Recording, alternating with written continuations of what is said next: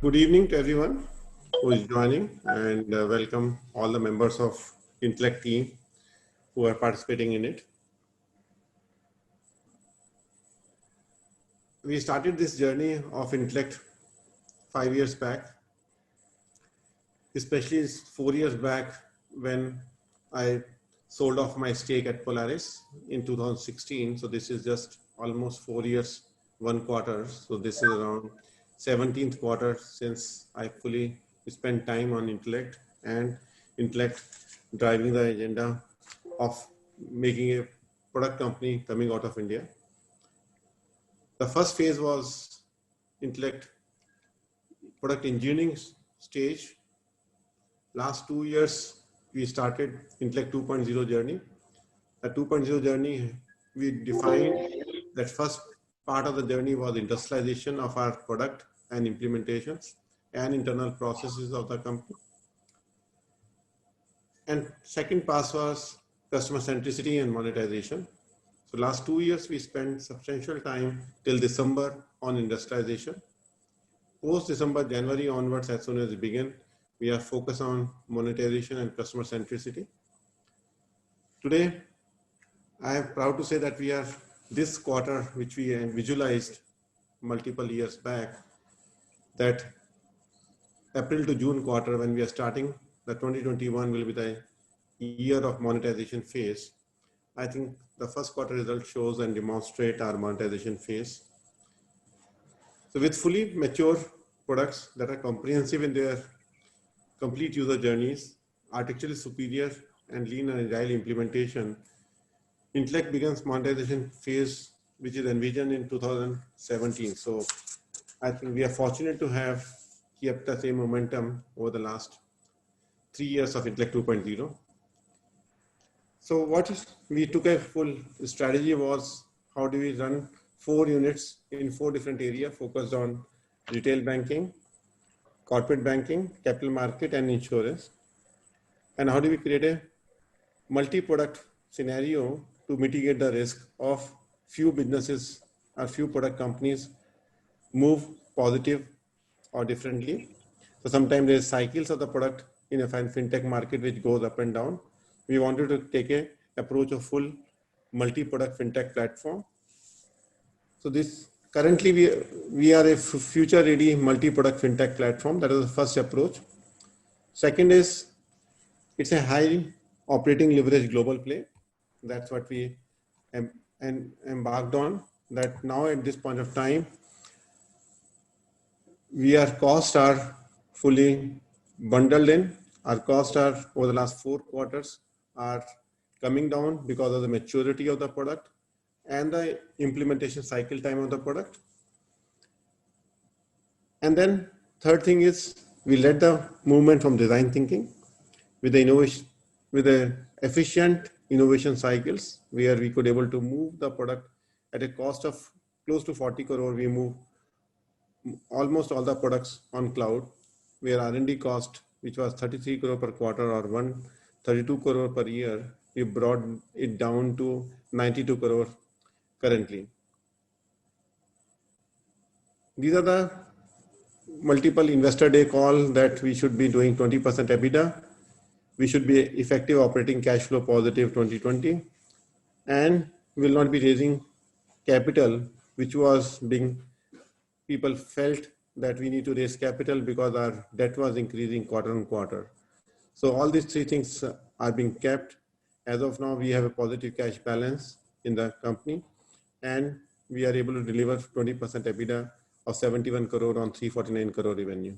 So these are the bullet points. I would like to say that we have this quarter alone, we could able to generate 1.78 billion cash positive, operating cash positive. And along with that, we could able to launch iTurmeric, a breakthrough technology for API-based digital transformation for banks. And this also we launched with IBM. And in this quarter, we happen to be number 1 in retail banking and number 1 in wholesale banking by IBS Annual League Table 2020. That is a validation of our aspiration and our positioning in the marketplace. At this point in time, I want to celebrate all the employees, all the partners, all the advisors, the board, the executive committee. The amount of dedication and commitment they put together has created the number one position. Number one position in any segment of a product. When we aspired, there were a lot of doubters that can we sustain and can we build up a big franchise which will be highly respected, not in Asia Pacific or Middle East markets, but for the advanced market, whether Australia, Americas, Europe, Singapore, all these places. That was the biggest challenge. I think I must celebrate every employee who has participated with that kind of a zeal and commitment for making India map flying high on a global map. I structured my conversation with you on 4 blocks. First block is during COVID-19. I think we recognize this issue way back in 9th of March when our executive team sat down together to understand what are the major issues during COVID-19. We worked on it that the cash should be the king during this issue and look at it what projects were there in various point of time in the journey so that we can build the customer and collect as much as possible. And that's where we could able to collect $57.8 million in this single quarter, much higher than our average run flow during the last 4 quarters. On second dimension, we ensure our cost structures are aligned with the repeatable revenues.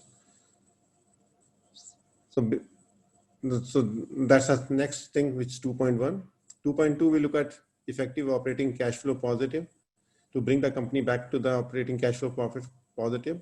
Last 5 years, we had a negative operating cash flow. This is the first quarter after 5 years. We come to the operating cash flow positive. That was a major milestone for all of us to celebrate here. Then our acceptance in product acceptance in advanced market in terms of analysts, what they talk about it. And fourth is what the monetization means for the investor going forward. Let's go to chapter number 1, stability in COVID times.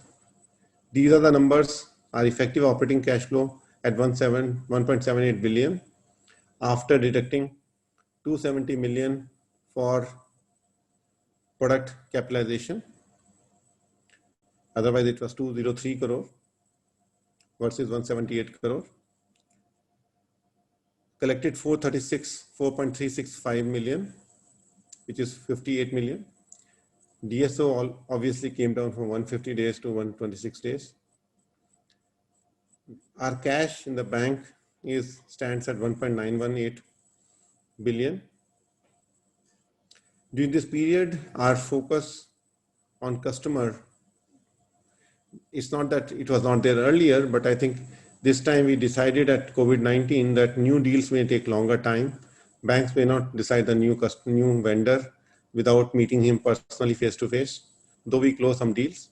But if we have a complete portfolio of the product and that portfolio of product can be used for customer mining, we continue to meet customers. I think our teams are more busy than they were in office, including Saturdays. They conducted many workshop sessions during this entire period. And then we moved on assured revenue streams, which can give us a proper growth.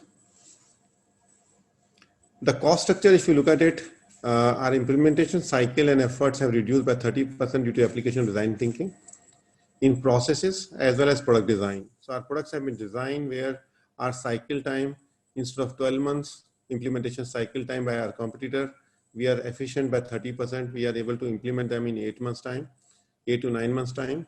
And that is helping us in winning more deals, as well as our cost of implementation is coming down. So our license realization is higher than the implementation revenue. When we started the company, our license was 1/3 and our implementation was 2/3. Now our license and implementation are close to equal, or implementation is lower than the license value. So with license revenue being higher, we are able to have a cumulative value of 20% AMC to be higher because of this implementation cycle to be improved. Our sales and marketing investment, which we started somewhere close to 40% plus, now is coming down to 24%, where SG&A costs have come down. The third lever is R&D cost. Our total research and engineering and product cost, we planned 120 crore for product capitalization. Last year we did 110 crore of capitalization. So we have kept within the limit of the product development cost. This quarter is 27 crore of product development cost being capitalized and 23 crore of R&D costs. So it comes down to 50 crore versus 62 crore capitalization costs last year, same quarter. So almost we save 48 crore year-on-year basis on R&D costs. So 50 crore saving coming from R&D. So with this, our pre-EBITDA cost came down to 278 crore or 2.79 billion against 331, 3.3 billion rupees last year. So it's close to a 200 crore effective reduction. In these 200 crores, some costs have been saved because of travel has been reduced in this quarter. So travel and business development costs, which should have been higher, that has been reduced in this quarter. So which has further saving, but close to 160 to 170 crore is a cost optimization company has achieved in last 1 year without compromising on any of the processes or go-to-market strategies of the company. So this is not a cost-cutting exercise. This is an efficiency building exercise of reducing the implementation cycle, efficient sales cycle, and efficient R&D. All the three pillars we have reduced by bringing design thinking in practices. This is I spoken in the beginning itself, IBS League table coming in two categories. I think we are the only company in the world which may be in two categories. Number one, this brings our sales and marketing costs slightly lower because we start receiving some of the pull RFPs because of this ranking from Europe and America. And the Magic Quadrant positioning is also very, very important in Gartner for IDC. Besides GTB products are in Magic Quadrant for quite some time, IDC is now taking that kind of a advantage in the ranking. So we generally get 50 reports from various analysts during the year. For product business, this analyst provide the market permission for me to enter into advanced market. So our products are so beautifully written, where almost 50 reports per year, we are able to get our products listed down. Monetization. Monetization principle is our assured revenue. Cloud revenue grew by 67%, which is in the same line as what I talked last quarter. So we are able to run two engine, one licensed engine and cloud engine together. And this we identified sometime in, we spoke to you in 2018, December, that cloud is accelerating in banking space. Till that time, the cloud was not coming in. And that's why we accelerated our investment in cloud migration around 40 crore, because of which last year numbers were not looking good from a EBITDA perspective. So now we can say that we have our investments were in line. So because cloud revenues are growing at 67%, our gross margin has moved from 47% to 54%. SG&A cost is down from 32% to 24%. R&D costs from 630 million to 499 million. And AMC also grew 24%, healthy growth of AMC of 24%. Our estimate was around 18% to be AMC growth. This certain completion of the project resulted into better AMC growth of 24% this quarter. At this point of time, I would like to give it to Sarnu to speak the numbers, but I think we are in that stage in our journey, which I would ask later on after Sarnu, I'll ask Parval to give you the perspective from connecting the dots, that how it can be in terms of future ready company. Obviously, during this journey, we have issues. We are cautiously watching the market.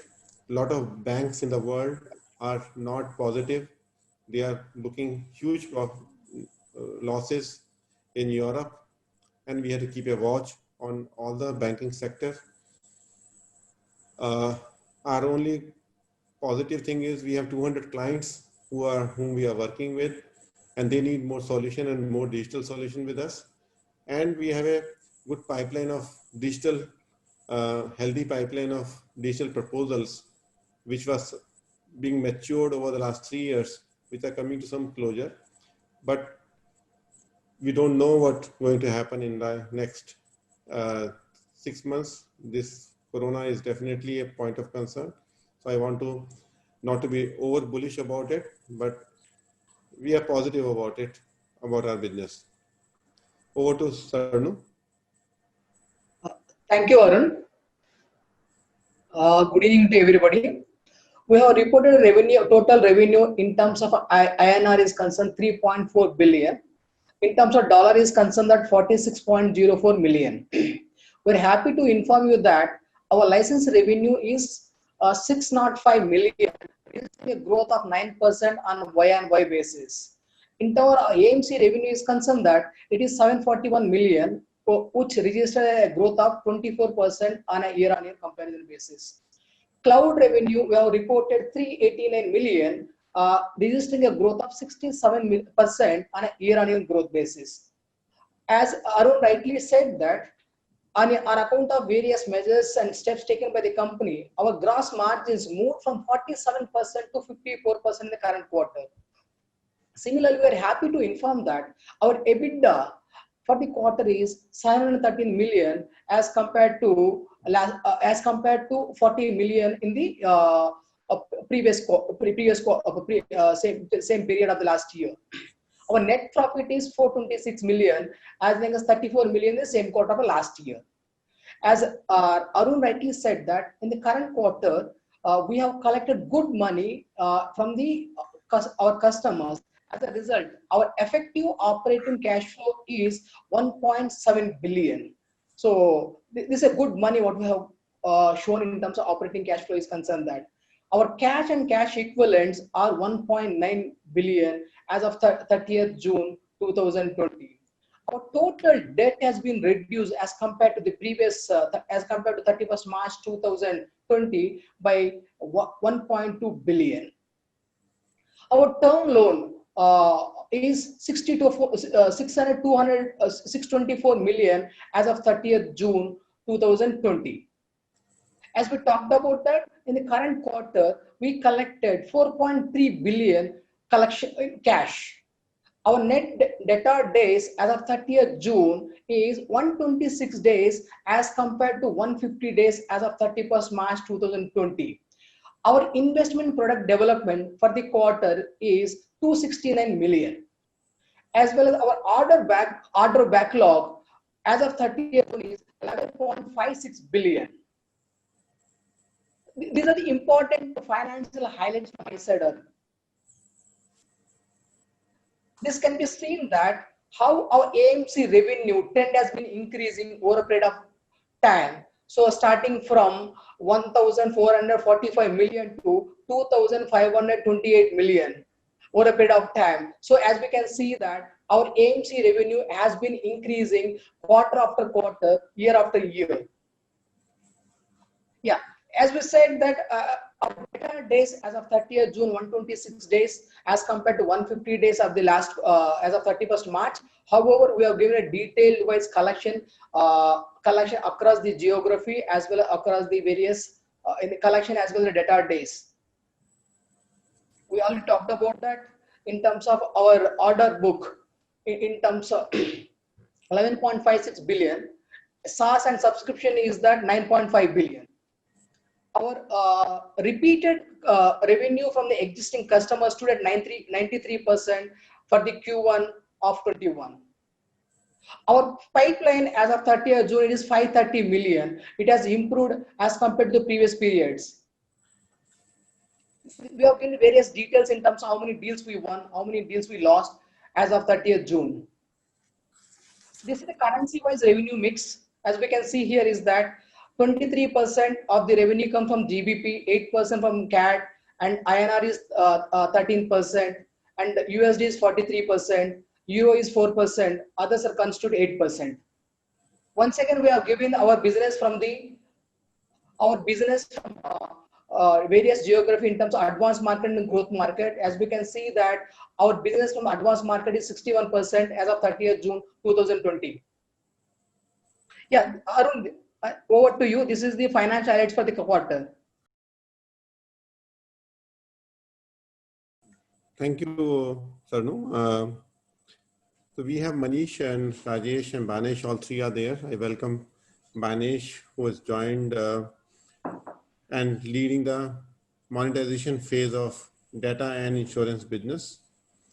Banesh comes with a senior global responsibilities in multinational bank like Citibank for long period of time, and then Thailand, he was member of the executive committee, and then now at this phase of life of data, which is becoming or pervasive, we wanted a new leadership for monetization perspective. So as we look at it, 4 businesses, 2018-19 was where GTB became the key driver for our business.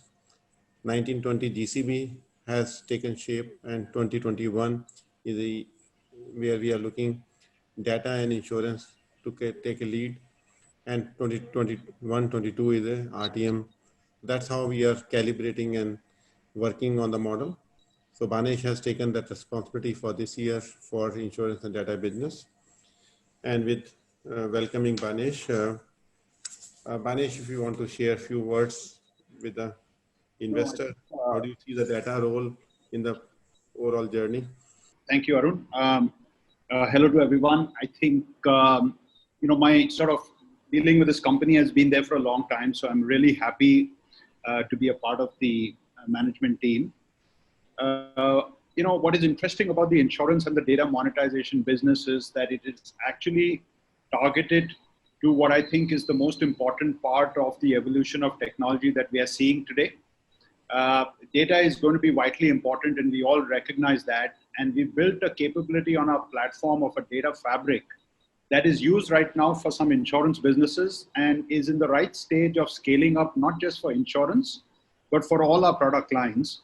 And we are actually going to look at how we can take data and leverage it more efficiently across the various businesses and various geographies around the world for financial institutions. So happy to be a part of the opportunity here. The good thing about this business is that it's got cloud focus. It's completely architected in an open architecture sense going forward.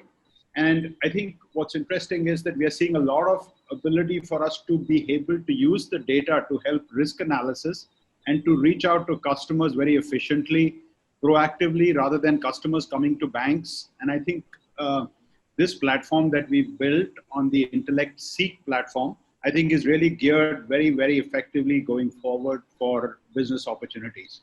So, it's been, I've been working with the consumer businesses, advising Arun and the CEO of the consumer business, the GCP business as we call it. And we've seen a lot of movement taking place in all of these areas in our product lines. And I think the good thing is that we have now reached a stage where all our businesses are completely ready from a cloud perspective. We've seen some really good results in this quarter, but I think the best is still to come. Thank you, Arun. Thank you, Banesh.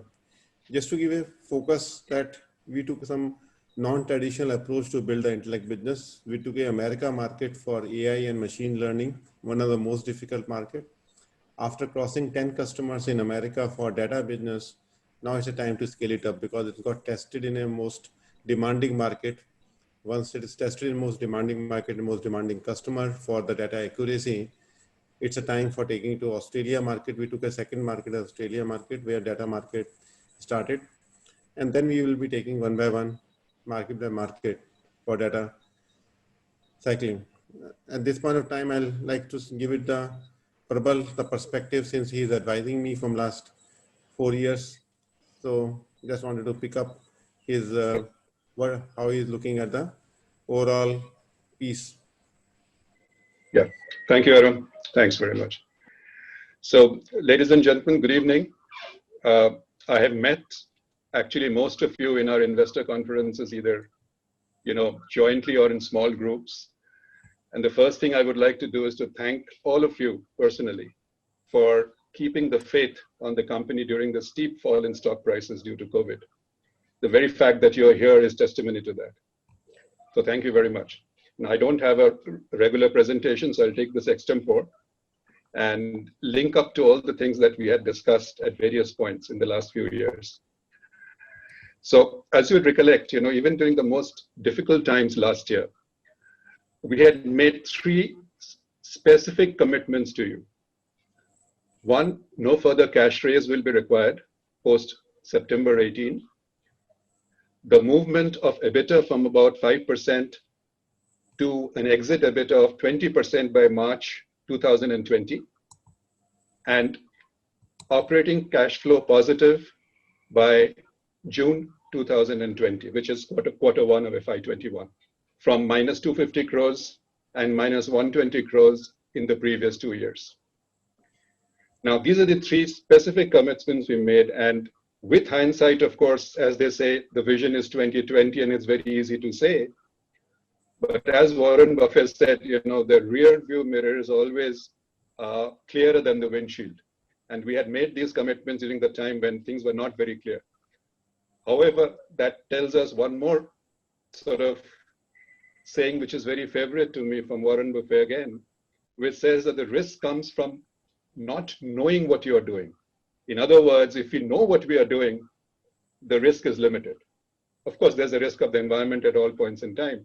But if we know what we are doing, the risk is limited. And that is the point I would like to leave you with, that despite all these difficult times, you have stood by us, you have listened to our story, and you have believed in us. And I think now the results are there for us to see. So during the COVID times, which took the entire world by surprise, of course, including us, the key management priority at that time, in these times, was effectively to reorient the organization, basically with the objective of fortifying the balance sheet and positive cash flows. This has been the only mantra for success for most companies. And in our case, we did that. I'll explain in a minute how, and then prepare the company for an operating leverage play when the environment picks up. And all this, when the environment picks up, without a balance sheet risk. I think you'll understand this language much more than anybody else. So this was the management priority which Arun spoke about in the month of March when COVID hit us. This is what we had to do. So what were the actions we took? The essential actions we took was to fundamentally, fundamentally transition the company to a stable and profitable growth path. Stable and profitable growth path through a process of cost reduction and cash conservation. These were the two basic priorities. And therefore, it stabilized the balance sheet, as Venkat said. We have stabilized the balance sheet, and there's been a sustainable cost structure reduction. And this is important because the cost structure which we have done, which we now have, is aligned to a assured, repeatable, non-licensed revenue stream, which in our case means implementation revenue, as you very well know, of about $20-25 million at a minimum, and subscription and AMC revenues, which is roughly about 15 to 20 million, let's say. So roughly about $40 million is, you can say, assured, repeatable, non-licensed revenue streams. And the cost structure of the company has now been aligned to that. So therefore, you understand, anything which comes beyond this in terms of license or any other form of revenue goes straight to the bottom line. And hence the operating leverage play, which Arun spoke about early in this presentation. So that is what we have done, and this we have done in the last few months, which is fairly fundamental to the organization. So the net result of all these actions are what? That is there for you to see. a positive effective cash flow of 178 crores, stability in the balance sheet with, I think, cash reserves of close to about 200 crores, a healthy pipeline, and of course, recognition globally, because that focus on technology and branding and products always remained. So this is where we are. And one last point, I think, which before I want to preempt that question, so I will sort of take a minute on that. This cost reduction which has happened, it is not a one-off. It is a sustainable cost reduction process. And I think you must understand that it has happened because of not rampant headcount cutting or things of that nature.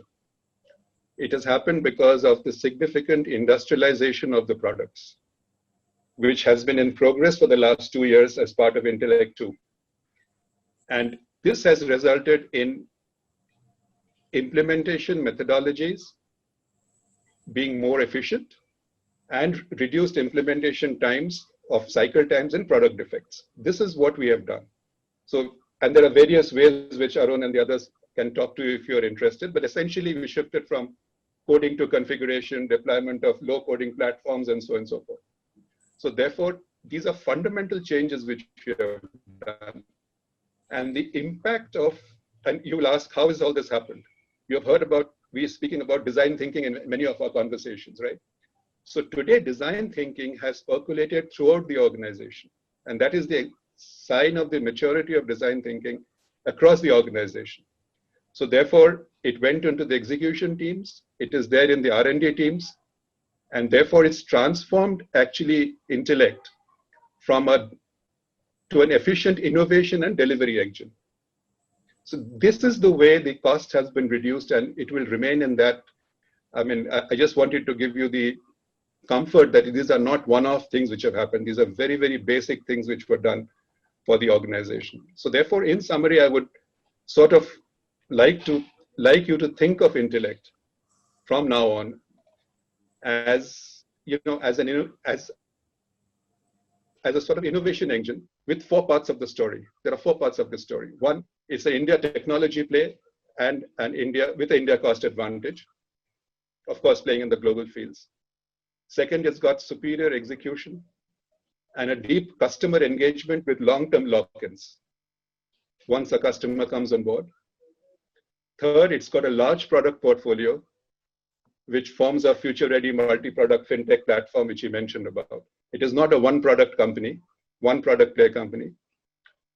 And fourthly, the potential for newer monetization models, like iTurmeric is something you mentioned. There are many others which will emerge over time. So, you know, it's a diversified, de-risked, focused, and untapped revenue potential streams which are possible in this organization. So that's the way I would like to look at it at this stage.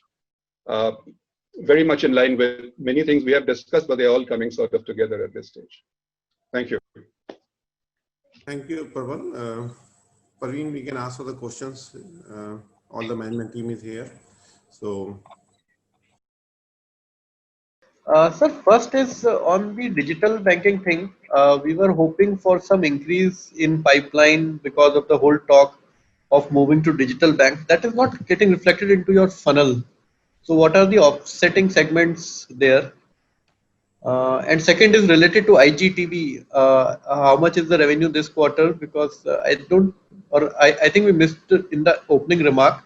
IGTB used to be our flagship segment. So how has that segment done for this particular quarter? so this $500 million or $530 million pipeline Right. is a pipeline. I think we are not really looking to increase this pipeline substantially because that pipeline is sufficient for us to handle the capacity. So, and this is stable from last 6 to 7 quarters. GTB business, Manish, if you can just brief Mohit about the GTB business, that will be useful. But we closed the year between 3 large deals, and the focus has been on the COVID times to nurture existing customers, and existing wins are with now existing customers only. It's nurturing this and growing that. I think we've taken the individual line of business numbers away from a CFO directly. Okay. So, sir, how much are you targeting for FY21 broadly? Like, are we supposed to be flattish or marginally up now that most of the COVID part is broadly behind us?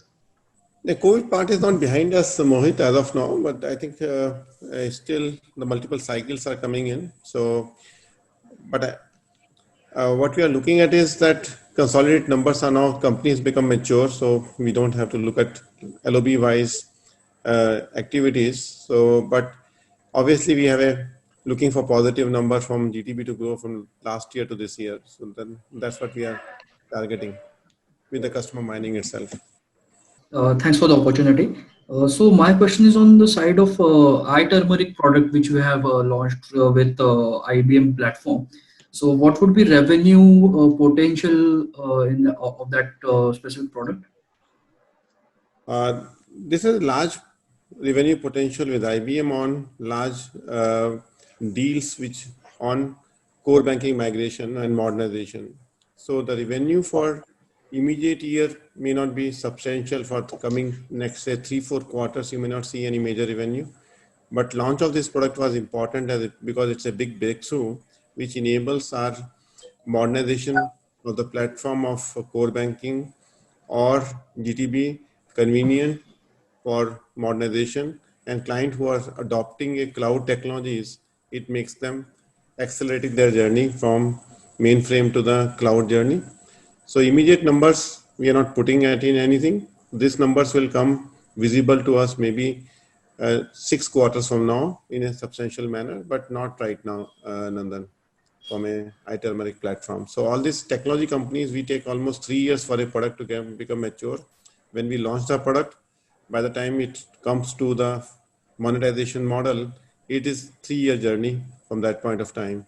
So what product we launch of IDC 17 has delivered in 20. So that's a cycle time. Data we had launched last year, and now it will take another this year and next year to data to take some shape in revenue terms. So from an education perspective to the investor, the product cycles for launching to revenue generation is a 3-year cycle. Hi, Arun. Very strong quarter. Congrats to you, Manish, and the entire team. A bookkeeping question, a clarification on the 1,200 crore order book that you've released. How much of this would be executable over the rest of the year? Because I see license is a part of this 1156 crore order book, which is confusing because we're given to understand that licenses are booked in the quarter in which you win them. So how does that work? And if you could just clarify how much of this is executable over the next 9 months. Thank you. It's not license, which is a part of it. I think maybe some error may be there. It's the AMCs, which is part of it. So, and AMC and subscriptions, I guess. Yeah, license is the wrong word. I think license based was license based means license becomes a critical part for the implementation. So then if I can request yours or Manish's conventional license as the environment is today, what is your visibility on the license stream? Because especially Q2 and 3 of last year were quite weakish on the license front. So how has Q2 progressed? Are you satisfied with the momentum in licenses, and what's the base case momentum that you expect over the next 2 quarters in license? I think Vedic focus is on nurturing with existing customers. We have a decent pipeline. The question, so what we are trying to reduce the risk and reduce the unpredictableness, driving focus with existing customers. That's where we are as of now. I think one of the things which as a management team, all of us are driving is to keep EBITDA positive and cash positive and drive around those metrics. I think to keep around that and deliver what we have with existing customers, that's the focus. As of now, the challenge is there's opportunities there, there are things there, predictability of what we bring in, what we close in which quarter. We are in some advanced stages on a couple of deals. It's about getting that contract inked is the final challenge always. So I don't want to be pessimistic. I don't want to be optimistic. I want to remain open and see how we go through this journey. But growth is definitely, as of now, as a management team, we do see us growing from where we are. Sure. No, but just given how Q2 has progressed, would you qualify yourself as being satisfied with how the momentum on licenses played out this quarter and is expected to play out? No, Q1 we were not expecting any major licenses, given at least from a GTB where Q4 was very large. from a closure perspective, my Q2 is my alternate quarters end up being large, so I would see Q2 being better. How much will we sign? How much will we close? It's that $1 million deal questions. So then if I could probably then request Venkat to quantify how much the services business of your executable order book would be, because it's easy to prorate how much your SaaS and AMC would be. Any comments on that, Venkat? So let me just rephrase that again. Out of the 1156 crore in order book, how much of your services would you think would be executable over the next 3 quarters? As of now, we don't give this published numbers on the 3 quarters of so Baidik. This is a total 18 months figure. So next 3 quarters immediately will not be available. So sure. Maybe. But then so this 1156 would be executable. I mean, what's the timeline? I mean, is this a 15-month order book, 18-month, or? So Baidik, you take Prabal view, which will be better. Prabal says that $40 million is our cost and $40 million is our implementation plus AMC plus. So if you take a simple number of 300 crore number, which is executable quarter on quarter, that is the good way for you to predict your future numbers. Sure, that's interesting, Arun. Thanks. And just my last question, coming to your cost structure, of course, Mr. Roy did mention that it is sustainable, but has Q1 seen the entire impact of restructuring, or will that be visible only in Q2? And from an absolute cost basis, are these numbers sustainable? Yeah, so this is where the 279 crore, which is there as a number, in which 7.5 crore is a ESOP cost. So if you remove them, it comes to 272 crore. There is something called 10 to 15 crore quarterly cost was towards business development. That will not be sustainable post-COVID. But during the COVID period, when the travels are stopped, international travels are stopped, that is a advantage we got around 10 to 12 crores. So that's a number fluctuation which can happen from a number perspective, Baidik. Yeah, and Vaidik, just to add to what Arun said, at some point he mentioned that there's a 200 crore type of cost reduction which we have seen. I think after we return to normal times, about 150 is something which you can more or less say will be a stable rate. So between 150 and 200. 200 is what we have got now, but about, let's say, 150 or so. By and large. That is sustainable. That will be sustainable. Thank you, Mr. Roy. That's helpful. And if I could just clarify the services part in closing before I get back to the queue, is there any portion in your IT services revenue segment which would be a repeat business? Because I understand repeat comes under your SaaS and AMC, but within your services, would you classify anything as repeat?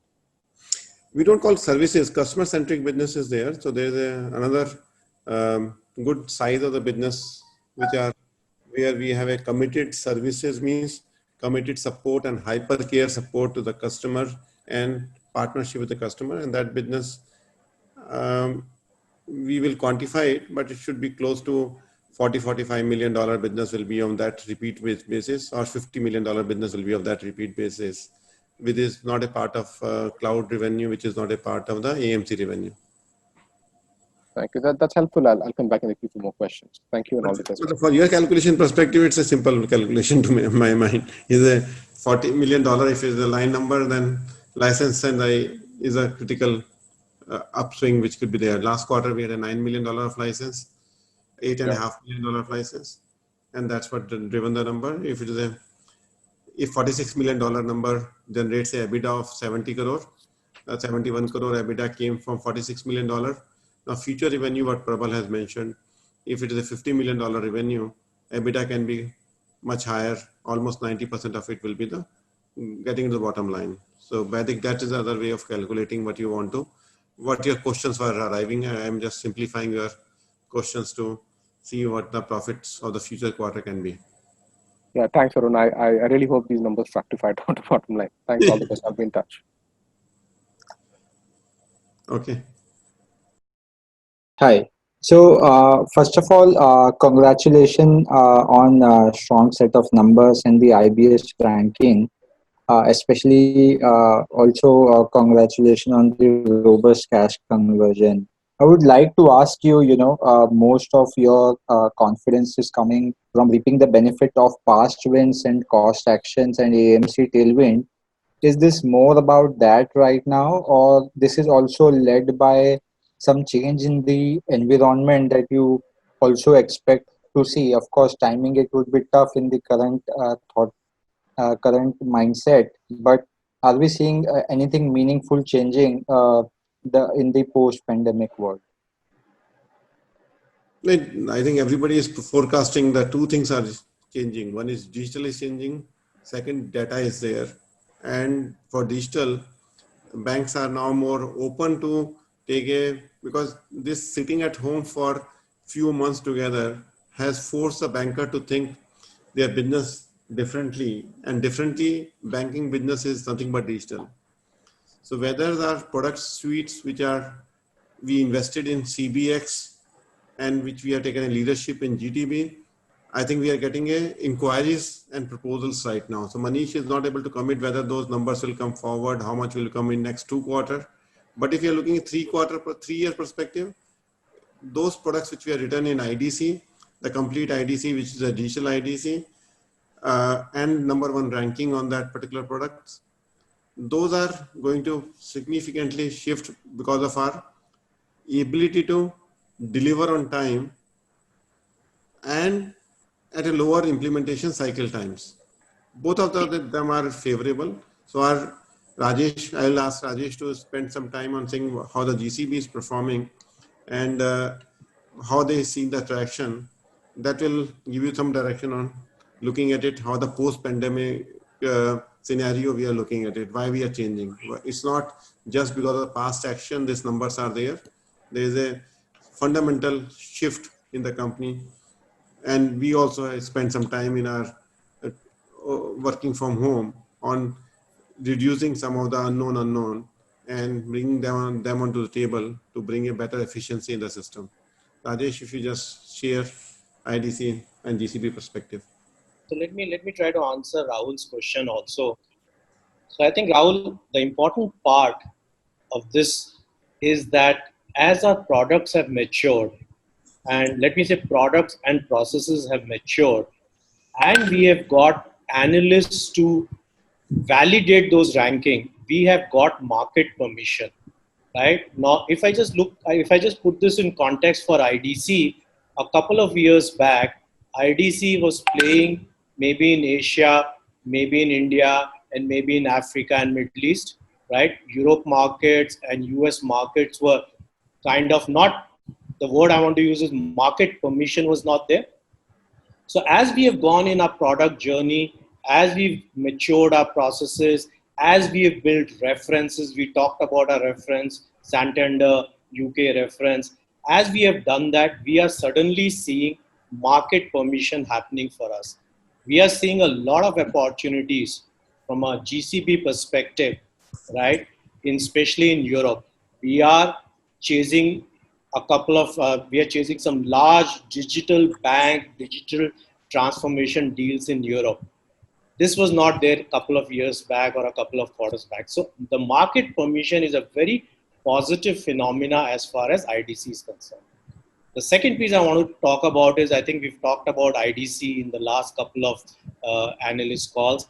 I think what's very promising from a GCB perspective is our central banking proposition, what we call as the quantum IDC, right? That is seeing a lot of momentum in the market. In fact, in Q1, we closed a very large central bank deal in Africa, right? Multi-million-dollar deal in Africa on central bank. So we have 10 central banks as our clients, and we are in the last 2 stages of 2 more very large deals. So not only we are seeing IDC, we are seeing a huge momentum in QCBS. And the other piece that I want to talk about is lending. Lending also now we are seeing a huge momentum build up in markets like Europe, etc. So we are, from a GCB perspective, we are seeing aggressive growth opportunities as we go forward. Right. So just a small addition, incremental thought which I wanted. Of course, I mean, we all know that you guys have done well in this market, and those some of the large deal that you guys have signed.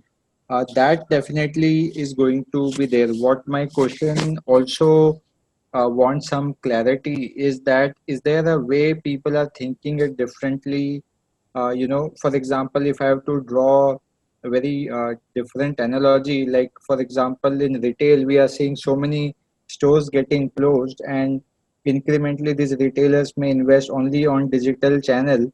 So do we see that kind of a thought process in some manner where banks would say there's no point having 1,000 branches because people would deal less and less physically, and let's invest billions of dollars because you want more cross selling to be done on the app. So something like that, a very tangent view which somebody would take now, given the less travel, less physical world that we are in. Sure. Let me answer that.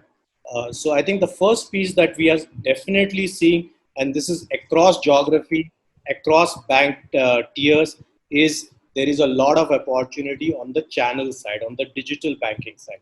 We are seeing that in whether it's tier 1 bank, tier 2, tier 3, and across markets. So that's definitely happening. The second thing that we are also seeing, and we didn't get time to talk about it, but we will in the next meeting that we have, is we are seeing the role of branch being changed, right? And we will be shortly, Intellect will be shortly launching a new proposition, which we are going to call it as a digital branch sometime in the future, near future, which will talk about how the branch model for these banks are shifting and how we are seeing that pain point and how we are coming up with a proposition to address that changing scenario. So I think changes are happening on both ends. Hi sir, and thanks for the opportunity. So my question is related to the deal pipeline. So because if you can highlight how the deal pipeline has been in the last 2 months, because the deal, because the large deals that we have closed, so the pre-sales activity for those deals would have started, maybe 6 months back. So and after that in April, May, there was zero activity on the ground, and also we have been traveling less, and it has been the phenomenon across the world. So how do you see the order book and this like closing of large deals to pan in the next 6 months, and have we seen some increase in deal activity or engagement with the customers in the last 2 months? How it has shaped? So if you can provide some color on that. Amit, the response is that activities have not come down. I think the activities for the deal on the pre-sale, the post-sale, not post-sale, pre-sale, proposals, post-proposals, deal clarification, I think this activity has gone up rather than going down. So just traveling, now people have started accepting not a physical presentations, and they are comfortable having a 4-hour workshop on the or 3-day workshop on defending the proposals. So through the closing cycle time, we are not sure of, but otherwise the activity on the sales side has not come down. We initially thought that salespeople will be twiddling thumbs in the beginning, but today they are finding more busier day. They are spending 10 hours a day than compared to earlier time when they were spending one visit with 3 days going in travel, 2 days going in travel. So that's the message I want to say, that in this space, those calls have not come down. So, this change in behavior of the sales activity. So, is it going to change when things become normal, or is it going to become the new normal? And also, my second question would be in terms of the cost savings that we have achieved. Yeah, so we have done a very massive cost cutting, and it has been a very stringent exercise that we have done in the last 6 months. So as far as I understand is that most of this sales and marketing cost and the R&D cost is the salary cost, because it's all about people there, right? So R&D is all about people, and sales and marketing is about sales people, and somewhat is like travel in that. So what specifically we have done in the last 6 months to to cut the cost, whether we have like removed people, but as like Praval said that we have not done any headcount reduction. So what exactly we have done, if you can highlight some of the that we have done, because without reducing the headcount, how we are able to achieve 18% YOY savings in cost. So that is like one thing which is either I think it is not sustainable, or either we have like cut on the variable cost, and once the deal activity again picks up and we can increase the variable cost. So what is the mix of the fixed and the variable, and what was the headcount a year back and what is the headcount now? So if you can throw some light on that. Yes. So, Amit, the purpose of Purple mentioning headcount reduction. Headcount is definitely reduced by 500 people. So there is a reduction of headcount. But this headcount reduction is not like a cutting the cost. This is started from last June when the efficiency was coming in, and those teams are getting redundant. Those teams have gone out, and the natural attrition of a refill has not happened. So we have not gone in a one big blow saying, I want to cut 500 people. We did full across the year. So that has resulted into the cost saving. So that's one clarification, that headcount reduction has happened, but it has happened based on the efficiency gain, not based on reducing cost. Okay. So this 500 people would be the people at the bottom of the pyramid, or at the like all over, or from top to bottom, wherever we find those, we can give a more responsibility to people. One system got streamlined. One SVP can manage more portfolio because the processes are much more streamlined. So we cut down from this cost from the top to bottom, all layers included. And how has the variable cost structure changed, sir? So in the last 6 months, so how was the variable? How you are paying out the variable for the sales people, and how it has changed now? So how you are rewarding sales right now? Variable pay is similar to that. There's no change in this variable structure because the sales will be sales. So there will not be any change in a new modern system of sales. Only the plans which we made earlier in the month of March, we said that if we can achieve 90% of it, they will get 100% of the incentives. Okay. So in terms of the variable pay structure, how we were actually doing earlier in terms of where we paying on a quarterly basis, or we have shifted to half yearly or yearly basis. So has there been any change in annual basis? There is no change. No change in fundamental things. Okay. Okay, sir. Thank you. So I think now so the reduction in the cost is really encouraging, and if we see increase in the top line, then obviously it will flow to the EBITDA and the bottom line. So that was the whole story about Intellect. So, and my last question is on the Intellect peak.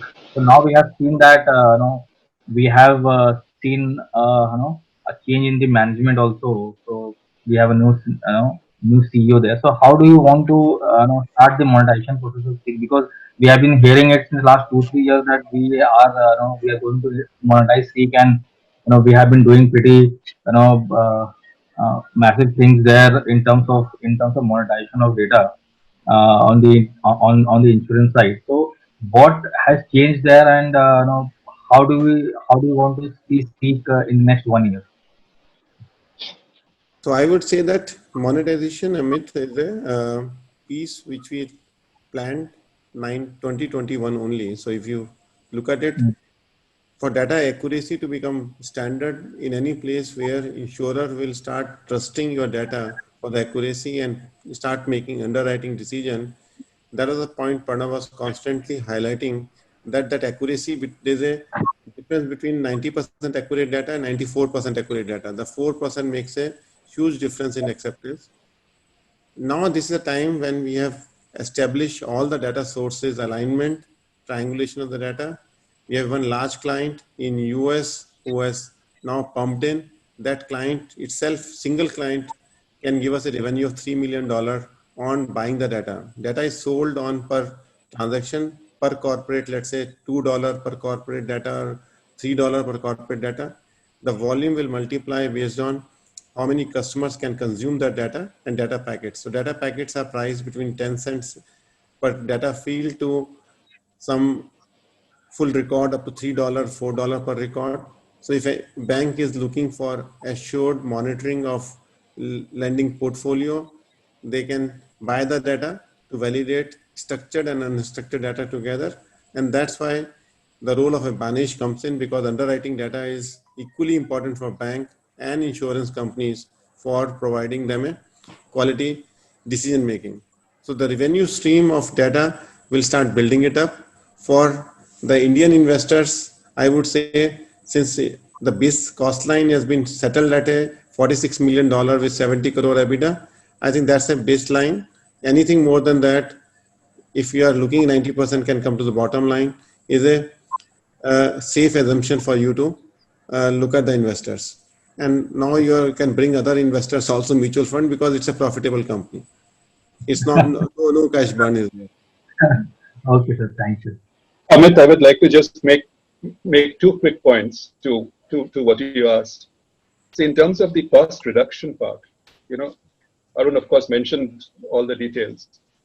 See, the one thing which we must understand is the significant investments we made in soft skills in the organization over the last 5 years. Now, these things go unnoticed, but the result of that is for you to see. And this specific soft skill I'm talking about is design thinking. So design thinking was started a few years ago, and now it is percolated down to the lowest levels in the organization. So therefore, the effectiveness, the efficiency which you see, the backfills which are not getting filled, which you see is all a result of that, of people becoming more efficient because they're thinking outside the box. Now, this is what has been a significant investment which the company made from 2014-15 onwards, which is now bearing results across the organization. So I think this is one impact of the maturity of design thinking is very important. And of course, the leadership programs which go with that, with Oxford and Cambridge and etc. and all of that. The second point is what you mentioned about the monetization.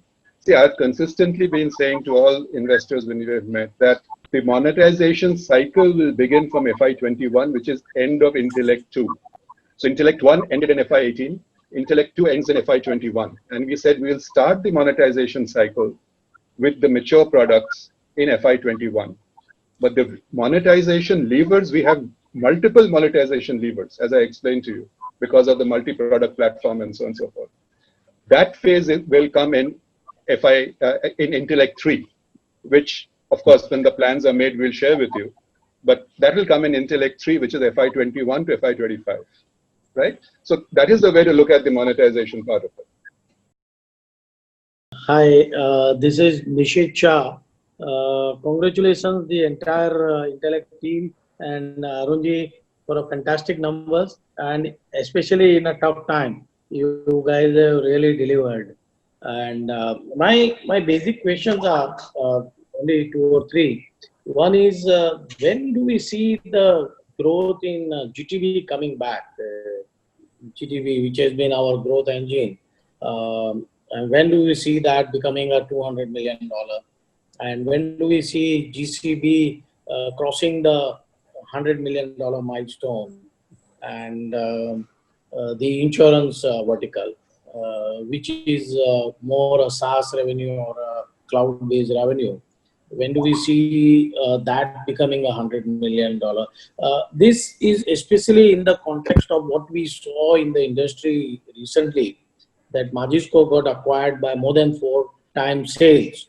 Arunji, you may want to address that portion also as to, I mean, they're all contemporary of yours. So some have left the field.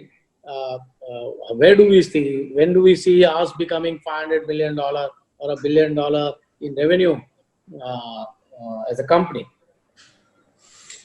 Yeah, I think Nishid, I think these aspirations are there for all of us to look at it, and we are also working towards that agenda. And the question is, at this point of time in Corona time, look at it that we do more calibrated journey where we completely close the cash burn. If you look at it, the growth journey where we do the cash coming to and make the investments, I think there's a huge opportunity in front of us. But actual numbers, whether GCB will become $100 million, obviously GCB is looking for $100 million, whether it's a 3 years, whether it's a 4 years, or it's a 2 years or 4 years. So that journey will be there. GTB going up to $200 million. Obviously, there are many product lines. but time cycles, we cannot able to predict on those. The liquidity product is one of the leading product in the world, where 23% of liquidity of the world is flowed to our liquidity product, which is followed by digital and payments and followed by trade, supply chain, finance. There are three cycles of growth which happen in each of the product line. So GTB will drive first level revenue from liquidity, then digital and payments, and then trade, supply and finance. So there are the three engines which are running with each business. GCB is running the business from quantum, then IDC, and then lending. That's how the business is built. Insurance is for underwriting workstation and then data. That's how the business is built. RTM is on treasury and then moving towards custody and mutual funds and the LIBOR intervention in treasury business, and then wealth is business. So all this business will start driving it. Now I think it's a question of being patient and being running in a very consistent and sustained way. So that will be a simple answer for you. And definitely your wishes are with us to make what you are looking for. Also, if you can touch base on this Majesco deal, what's your thought on that? We also believe that Intellect should be valued at least 10 times the revenue. Whenever the Indian investor is ready to do that, buy 4 times here. Intellect as a product company, Temenos is valued 10 times the revenue. 4 times the revenue is not something very good from that perspective. If any product company of our size where there's a 3 operating lever for profit generation, AMC lever of profit generation, cloud lever of operating lever, all the jaws are open. There are how many businesses in the world where the 3 jaws are available to open from the profit side. So it's a question of when Indian investor will recognize that there is a product company has now taken shape out of India and trust product company better than a service company, where the jaws get shrinked. Over here, the jaws get opened up. So that's the message. But 4 times is not a big number here for product company to value it. No, I agree on that, and I also believe that you have a lot of depth, especially GTB, GCB, and it is endorsed by the outside rating agencies as far as our product capabilities are concerned.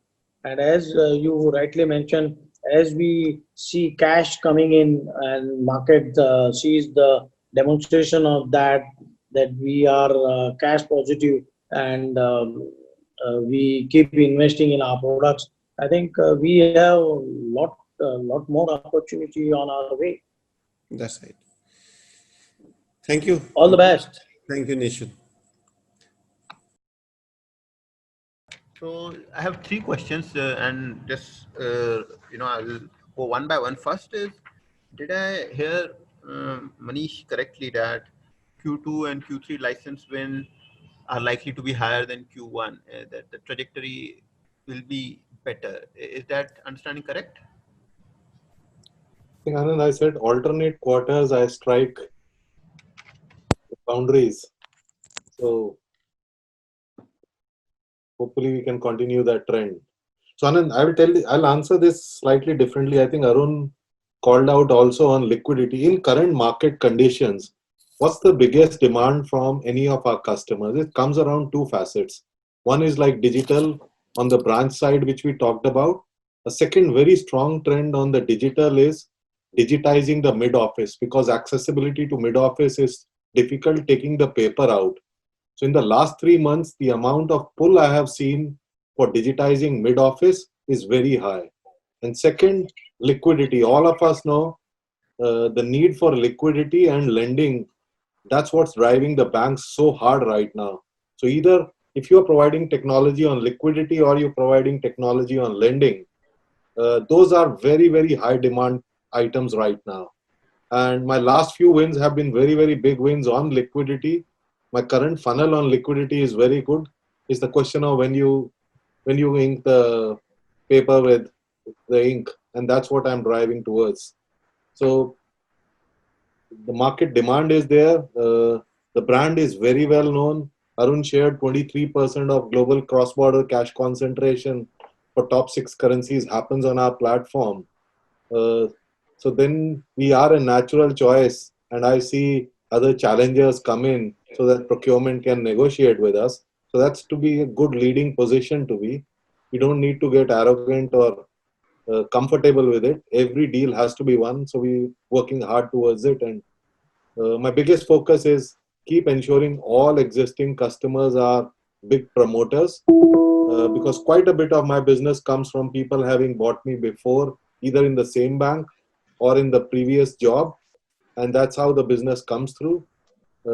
Customers as net promoters and analysts consistently rating us as number one. In the last 18 months, 12 analysts rated GTB as number one.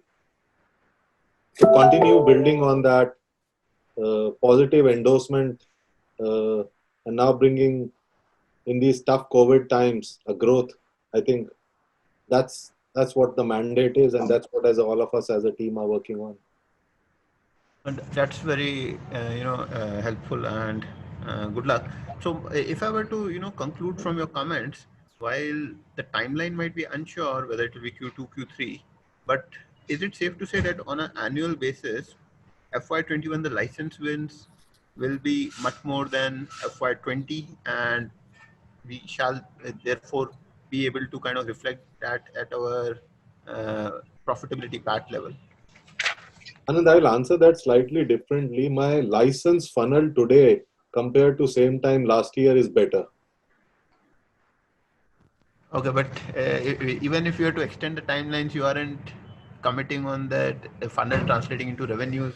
I don't know right now, with given the COVID scenario, there are pressures to move fast on some of the deals. When will they fructify? What are decision cycles? I think we have just come, if you look at the results from Europe and US banks, they have not been very encouraging. Most of them have shown massive loss reserves and massive losses. That's putting also, and the other pressure on the banks is to help corporates manage the liquidity better. So how do you convert this, and how fast the decisioning will happen remotely? I think that's the uncertainty we are dealing with. So I'm focused on existing customers and continue to grow with existing customers while you nurture the new funnel. There will be a bit of unpredictableness. The demand in the pull factor is growing from a inquiry and RFPs. How quickly can it translate into? I don't want to commit that right now. You would understand given the COVID scenarios. But I'm positive about the need. There's a natural need in the business. How quickly will they ink it? I think that's what we have to see. Great. And lastly, if I were to, just an accounting query, what will be the split of our banking versus non-banking revenue for the quarter? Sorry, what is it? Split of our revenues within banking and non-banking. In licensing. There's nothing non-banking. License There's only insurance is there, but nothing non-banking. They are all BFSI sector. So I will quickly, maybe just a couple of quarters back, you had a visibility of probably a deal license revenue of some 90 million over a 6-7 quarters. It was kind of a number you had shared. So just given the fact that, as you said, that yes, sales teams are all the more busy in these virtual calls and meetings. So where do you see that visibility in today's time in terms of that 90 million kind of a pipeline over 6 to 7 quarters? Is that still there in sight, or how are you looking at it?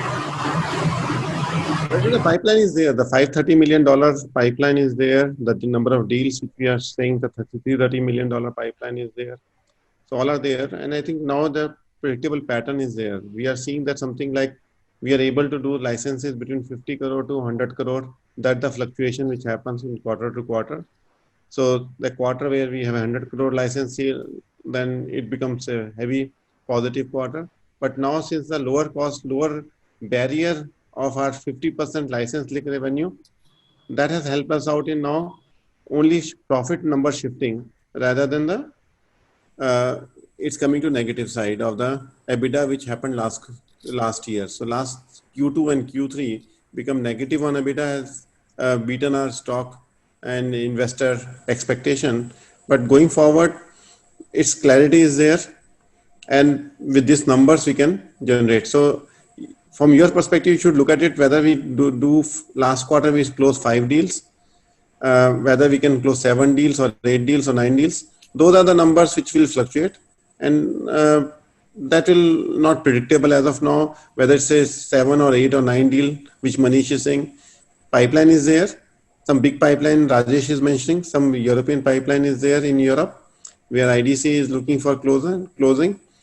So, but on quarter, we are not sure of. But on year, we should be quite okay. We'll have some surplus more than the current quarter. Current year, we are not saying that it will be how much, but it will be more than the current year, 19-20.